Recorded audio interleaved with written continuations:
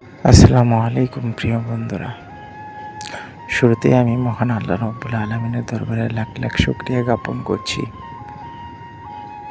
যদিও আমার খামারের বয়স খুবই অল্প, খুব অল্প সময় ধরে আমি আমার এই খামারটি শুরু করেছি।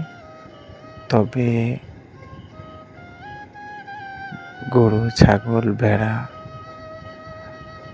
গবাদি পশুপালনের পূর্ব থেকে আমার একটু অভিজ্ঞতা ছিল।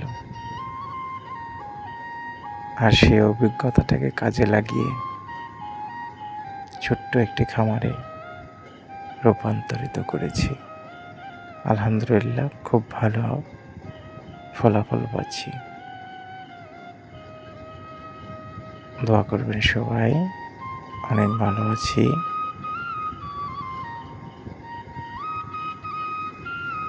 আর আমিও চাই আমার সকল বন্ধু বান্ধব, আত্মীয় স্বজন, প্রিয়জন, পরিচিতজন সবাই ভালো থাকুক। সবার জন্য ভালোবাসা, দোয়া এবং শুভকামনা রইল। আল্লাহ হাফেজ।